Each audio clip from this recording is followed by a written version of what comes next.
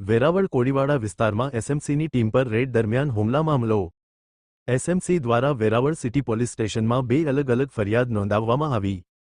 પહેલી ફરિયાદ જુગાર ધામની નોંધવામાં આવી, જેમાં કુલ 34 આરોપીઓના નામ સામે આવ્યા છે અને 26,000 રોકડ અને 5 મોબાઈલ જપ્ત કરવામાં આવ્યા છે, જ્યારે અન્ય એક ફરિયાદ 40 વ્યક્તિઓ અને 200 લોકોના ટોળા સામે નોંધાવવામાં આવી છે। જે ફરિયાદ રાયોટિંગની ફરિયાદ નોંધવામાં આવી, જેમાં હત્યાની કોશિશની પણ કલમો લગાવવામાં આવી। એસએમસીના પીએસઆઈ દ્વારા 2 રાઉન્ડ ફાયરિંગ પણ કરવામાં આવ્યું હતું। હાલ વેરાવળ સિટી પોલીસ સમગ્ર મામલે તપાસ શરૂ કરી છે અને આરોપીઓની શોધખોળ શરૂ કરવામાં આવી છે।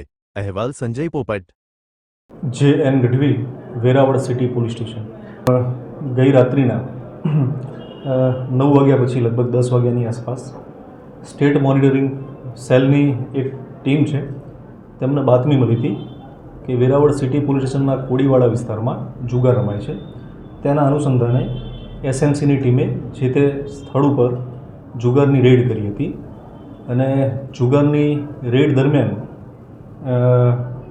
જે કાર્યવાહી ચાલુ હતી તે દરમિયાન જે જુગાર રમવાવાળા શખ્સો હતા, ઈસમો હતા, તે લોકોએ ત્યાંથી ભાગવાનો પ્રયત્ન કર્યો હતો। ઘણા ખરા ભાગી ગયા હતા અને એ જુગાર રમવાવાળા ઈસમો ભાગી ગયા હતા અને તેના સિવાય જે ત્યાંની આજુબાજુના સ્થાનિક લોકો હતા એ બધા ભેગા થઈ ગયા હતા અને જુગારીઓને જે કાર્યવાહી કરતી હતી પોલીસ, એ દરમિયાન એને મદદ કરવા માટે આરોપીઓને લોકલ ત્યાંના લોકોએ મદદ કરી હતી અને ત્યાં મોટાભાગે ત્યાંની સ્થાનિક મહિલાઓ અને લોકોએ એસએમસીની ટીમને ત્યાં આગળ રોકી રાખ્યા હતા।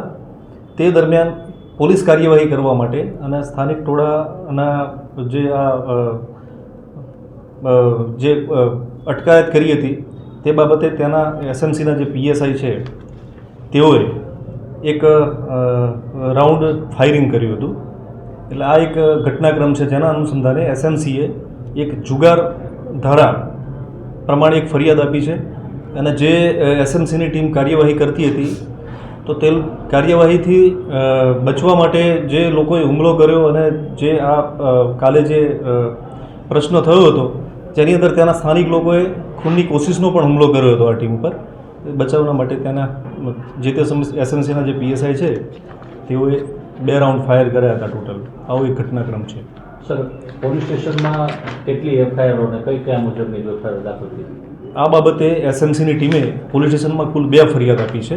એક જુગાર ધારા અંતર્ગત એક ગુનો રજીસ્ટર્ડ કર્યો છે અને બીજી એક અલાયદી બીએનએસ કલમ 109(1), 132, 190, 189(2), 191(2), બીએનએસ કલમ 121(1) અને 54 મુજબ બીજી ફરિયાદ આપી છે।